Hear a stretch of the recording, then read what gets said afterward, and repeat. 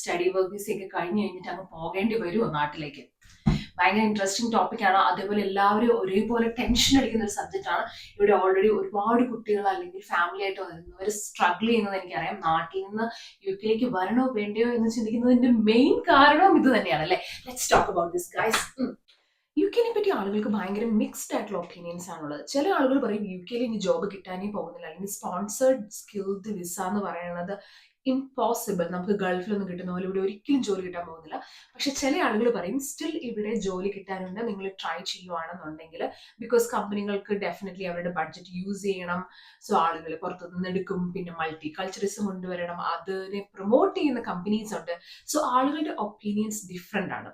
So my bottom line is UK ജോലി കിട്ടും നിങ്ങൾ ഹാർഡ് വർക്ക് ചെയ്യാൻ തയ്യാറാണെന്നുണ്ടെങ്കിൽ. പക്ഷെ നിങ്ങൾ ഹാർഡ് വർക്കിംഗ് റൈറ്റ് വേയിലാണോ? നമുക്കൊന്ന് ചെക്ക് ചെയ്ത് നോക്കിയാലോ. സോ സ്പോൺസർഡ് ജോലി കിട്ടുന്ന ആളുകളും കിട്ടാത്ത ആളുകളും രണ്ട് കാറ്റഗറി ആണല്ലേ. സോ ഈ കാറ്റഗറിക്ക് ഞാൻ ഒരു ചെറിയ ഡെഫിനേഷൻ തരട്ടെ. സോ ദ ഫസ്റ്റ് കാറ്റഗറി, കിട്ടുന്ന ആളുകൾ അവർ ജോബ് ഓപ്പർച്യൂണിറ്റീസ് കണ്ടുപിടിക്കും, ഒരുപാട് അതിനുവേണ്ടി ട്രൈ ചെയ്യും, എന്നിട്ട് ആ ഓപ്പർച്യൂണിറ്റീസ് അവർക്ക് പോസിറ്റീവ് ആവുന്ന രീതിയിൽ മാറ്റിയെടുക്കും. ആൻഡ് രണ്ടാമത്തെ കാറ്റഗറി, കുറെ നെഗറ്റീവ് ചിന്തകൾ, അല്ലെങ്കിൽ ഒരുപാട് ആളുകൾ പറയുന്നു UK ജോലി കിട്ടത്തില്ല, സ്പോൺസർ ജോലിയോ ഇമ്പോസിബിൾ ആണ്, ഇതൊന്നും നടക്കാൻ പോകുന്ന കാര്യമില്ല, എന്നെ തന്നെ കണ്ടില്ല, എനിക്ക് PhD ഉണ്ട്, മാസ്റ്റേഴ്സ് ഉണ്ട്, അങ്ങനെയാണ് ഇങ്ങനെയാണ്, സോ എന്തായാലും നീ എനിക്കൊരു ഡിഗ്രി ഒന്നും വെച്ചിട്ട് ജോലി ഇടാൻ പോകുന്നില്ല എന്ന് പറയുന്ന ആളുകൾ, ആ നെഗറ്റീവ് തോട്ട്സിൽ പെട്ടുപോകുന്ന ആളുകൾ, പക്ഷേ പോസിറ്റീവായിട്ട് ചിന്തിച്ച് ഓപ്പർച്യൂണിറ്റീസിനെ കണ്ടുപിടിക്കുന്ന ആളുകൾ. So there are two categories. First step is take chances and reach out. എന്ത് ചാൻസ് എടുക്കും? ആരെ റീച്ച് ഔട്ട് ചെയ്യും? നിങ്ങൾക്ക് ഒന്നില്ലെങ്കിൽ വെയിറ്റ് ചെയ്യാം, നിങ്ങൾക്ക് ഇഷ്ടപ്പെട്ട കമ്പനി ഇഷ്ടപ്പെട്ട പൊസിഷൻ വരുന്നത് വരെ വെയിറ്റ് ചെയ്ത് ലിങ്ക്ഡിനിലും ഇൻഡീഡിലും ഒക്കെ നോക്കി നോക്കി നോക്കി വേണമെങ്കിൽ അപ്ലൈ ചെയ്യാം. പക്ഷേ അത് ആ ജോബിന് അപ്ലൈ ചെയ്യാൻ വേണ്ടിയിട്ട് എത്ര ആളുകൾ ഉണ്ടായിരിക്കും? 1000, 10,000, 20,000? കാരണം നിങ്ങൾ ഒരുപാട് ഗ്രൂപ്പിലുള്ള ഒരാളുകളിൽ നിന്ന് ഒരാളായിട്ട് നിങ്ങൾ തെരഞ്ഞെടുക്കപ്പെടാനുള്ള chances are very less. But my suggestion is reach out. Hmm? Agencies. Normal സെനാരിയോസിൽ ഒരു മൾട്ടിനാഷണൽ കമ്പനി ആയിക്കോട്ടെ, അല്ലെങ്കിൽ ഒരു വെരി എസ്റ്റാബ്ലിഷ് കമ്പനി ആയിക്കോട്ടെ, അവർ നോർമൽ സെനാരിയോസിൽ അവർ മാർക്കറ്റിലേക്ക് ഇറങ്ങി ഒരു കാൻഡിഡേറ്റിന് വേണ്ടി ട്രൈ ചെയ്യത്തില്ല. അവർ നോർമലി എന്താ ട്രൈ ചെയ്യാന്ന് വെച്ചിട്ടുണ്ടെങ്കിൽ ഏജൻസീസിന് ഇത് ഏൽപ്പിക്കും. സോ ഈ ജോലി ആദ്യം വരുന്നത് ഏജൻസിയുടെ കയ്യിലേക്കായിരിക്കും, അതിനുശേഷമാണ് ഇത് മാർക്കറ്റിലേക്ക് വരുന്നത്. സോ നിങ്ങൾ ഏജൻസിനെ കോൺടാക്ട് ചെയ്യുക ആദ്യം. ഏജൻസിനെ എങ്ങനെയല്ലേ കോൺടാക്ട് ചെയ്യാം? നിങ്ങൾക്ക് അവർക്ക് വേണ്ടി ഇമെയിൽ അയക്കാം. അല്ലെങ്കിൽ ഏത് ഏജൻസിയാണെന്ന് എങ്ങനെ അറിയാം? ഗോ ടു ലിങ്ക്ഡിൻ അല്ലെങ്കിൽ ഇൻഡീഡിലൊക്കെ പോയി കഴിയുമ്പോൾ നിങ്ങൾക്ക് അറിയാൻ പറ്റും ഏത് ഏജൻസിയാണ് ഈ ജോബിനെ നോക്കുന്നത്, ഈ ടൈപ്പ് ഓഫ് ജോബ്സിനെ നോക്കുന്നതെന്ന്. സോ ഒരു പർട്ടിക്കുലർ പേഴ്സണെ നിങ്ങൾക്ക് വേണ്ടി കോൺടാക്ട് ചെയ്യാൻ പറ്റും. എസ്പെഷ്യലി ലിങ്ക്ഡിൻ വളരെ ഹെൽപ്ഫുൾ ആണ് അതിന് വേണ്ടിയിട്ട്. സോ ആ അയാളുടെ അടുത്തേക്ക് നിങ്ങളുടെ CV എത്തിപ്പെട്ട് കഴിഞ്ഞിട്ടുണ്ടെങ്കിൽ ആ CV അയാളുടെ റെക്കോർഡിക്കലിലുണ്ട്. ആൻഡ് വെരി ലെസ് ചാൻസിൽ അയാൾ നിങ്ങൾ തിരിച്ച് കോൺടാക്ട് ചെയ്യാൻ.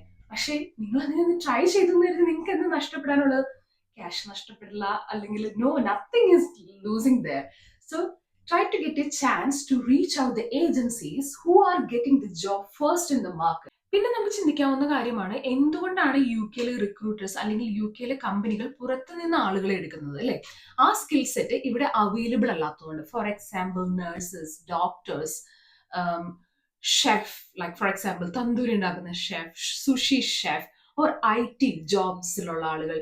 കാരണം എന്താണെന്ന് വെച്ചാൽ ആ ജോബ്സിന് വേണ്ടിയിട്ട് ഇവിടെ ആളുകൾ ട്രെയിൻ ചെയ്യിപ്പിച്ചു കൊണ്ടുവരുന്നത് നമ്മൾ പുറത്തുനിന്ന് ആളുകൾ റിക്രൂട്ട് ചെയ്യുന്നതിനേക്കാളും മോർ ഡിഫിക്കൽട്ട് ആണ്. സോ അങ്ങനെയുള്ള ആളുകൾക്ക് മോർ ചാൻസസ് ഉണ്ട് ഇവിടെ. സോ ആ ടൈപ്പ് ഓഫ് റോൾസിലേക്ക് ഗെറ്റ് ഇൻ ചെയ്യുക, ഇതെല്ലാവർക്കും അറിയാവുന്ന കാര്യമാണ്.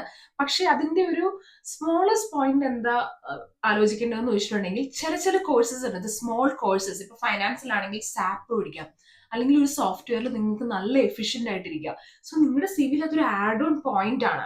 സോ ചില കമ്പനീസ് ആ റിസ്ക് എടുക്കും നിങ്ങൾക്ക് സ്പോൺസർഷിപ്പ് തന്ന് നിങ്ങളിവിടെ ജോബിലേക്ക് എടുക്കാൻ വേണ്ടിയിട്ട്. സോ ആ ഒരു നിങ്ങളുടെ ഏരിയയിൽ വരുന്ന സ്പെഷ്യൽ സ്കിൽ സെറ്റ്സ് അക്വയർ ചെയ്യുക. അത് കിട്ടിക്കഴിഞ്ഞു കഴിഞ്ഞിട്ടുണ്ടെങ്കിൽ നിങ്ങളുടെ CV സ്പെഷ്യൽ ആവും. CV സ്പെഷ്യൽ ആവുന്നിടത്ത് നിങ്ങൾ സെലക്ട് ചെയ്യപ്പെടും, at least for an interview call. Interview call കിട്ടി കഴിഞ്ഞിട്ടുണ്ടെങ്കിൽ പെർഫോമൻസ് വെച്ചിട്ട് നിങ്ങൾക്ക് ചിലപ്പോൾ സ്പോൺസർഷിപ്പ് തരാനും ചാൻസ് ഉണ്ട്. അടുത്ത എനിക്ക് ഭയങ്കര ഇഷ്ടമുള്ള ഒരു പോയിന്റ് ആണ്. ഞാൻ എൻ്റെ ഒരു ഫ്രണ്ടിന്റെ കയ്യിൽ നിന്നാണ് ഇത് ആക്ച്വലി ഈ സ്കില്ല് ലേൺ ചെയ്തത്. നെറ്റ്വർക്കിംഗ്. ഞാൻ ആക്ച്വലി കുറെ ആളുകളോടൊക്കെ സംസാരിക്കുന്ന ഒരാളാണ്, ഇച്ചിരി എക്സ്ട്രോവേർട്ട് ഒക്കെയാണ്. പക്ഷെ ഒരു ജോലിക്ക് വേണ്ടി ഒരാളുടെ അടുത്ത് പോയി ചോദിക്കാനോ, ഐ ഫീൽ ലൈക്ക് ഓക്കെ എൻ്റെ ഈഗോ ഹേർട്ട് ചെയ്യുന്നു, ഞാൻ എൻ്റെതായ ജോലി കണ്ടുപിടിക്കണം എന്നൊക്കെ. But don't do that. കരയുന്ന കുഞ്ഞിനെ പാലുള്ളൂ. നമുക്ക് എന്തെങ്കിലും വേണമെങ്കിൽ ചോദിക്കണം. സംടൈംസ് അങ്ങനെയാണ്, ഈ ലോകം ഇങ്ങനെയാണ് ഇപ്പോൾ. സോ ഞാൻ എൻ്റെ ഫ്രണ്ടിൻ്റെ കഥ പറയാം. അവളുടെ ഏറ്റവും വലിയ പോസിറ്റിവിറ്റി എന്താണെന്ന് വെച്ചാൽ കോൺഫിഡൻസ് ആണ്. അവൾക്ക് ഭയങ്കര കോൺഫിഡൻ്റ് ആണ് അവൾക്ക് ജോലി കിട്ടുന്നത്. അവൾ അതിന് വേണ്ടിയിട്ട് പെർസിസ്റ്റ് ചെയ്യും, ട്രൈ ചെയ്യും. She's having that stubborn character to get that job. പുള്ളിക്കാരിക്ക് അത്ര നെഗറ്റീവ് ക്വാളിറ്റീസ് അങ്ങനെ പറയാൻ പറ്റത്തില്ല. സ്കിൽസ് കുറവ് എന്താണെന്ന് വെച്ചിട്ടുണ്ടെങ്കിൽ കുറച്ച് മാനേജറൽ ക്വാളിറ്റി ഇല്ല, അല്ലെങ്കിൽ ലാംഗ്വേജ് ലെവൽ കുറവായിരുന്നു. But still she got job as a manager. So എങ്ങനെ ജോലി കിട്ടിയതെന്ന് പറഞ്ഞു കഴിഞ്ഞിട്ടുണ്ടെങ്കിൽ she got a number of a manager, hiring മാനേജറിൻ്റെ നമ്പർ കിട്ടി. She use to contact them once in a month, once in a week. ആ ഒരു consistency വെച്ചിട്ട് അവരെ കോണ്ടാക്ട് ചെയ്യുന്നുണ്ടായിരുന്നു. അവസാനം സഹി കേട്ട് അവൾക്കൊരു ഇൻ്റർവ്യൂ കൊടുത്തു കഴിഞ്ഞിട്ട് അവൾ പാസ്സായി. അപ്പോൾ അവൾ പാസ്സായി കഴിഞ്ഞപ്പോൾ മാനേജർ പറഞ്ഞ കാര്യമാണ്, നിൻ്റെ ഈ ഹാർഡ് വർക്കിംഗ് മെൻറ്റാലിറ്റിയാണ്, എനിക്ക് എന്തായാലും ഈ ജോലി വേണമെന്നുള്ള ഈ ഹാർഡ് വർക്കിംഗ് മെൻറ്റാലിറ്റിയാണ് നിന്നെ ഹയർ ചെയ്യാനുള്ള ഒരു റീസൺ എന്ന്. So she learned about that company and ഈ ജോബ് റോൾ എങ്ങനെയായിരിക്കും എന്നൊക്കെ പുള്ളിക്കാരി ഓൾറെഡി അത് പഠിച്ചു കഴിഞ്ഞാൽ അതിന് വേണ്ടിയിട്ട് പെർസിസ്റ്റ് ചെയ്തു. സോ നിങ്ങൾക്കും അങ്ങനെ ട്രൈ ചെയ്യാവുന്നതാണ്. നെറ്റ്വർക്ക് നല്ലപോലെ ഇൻക്രീസ് ചെയ്യുക, ആളുകളോട് ചോദിക്കുക, പറയുക, സംസാരിക്കുക.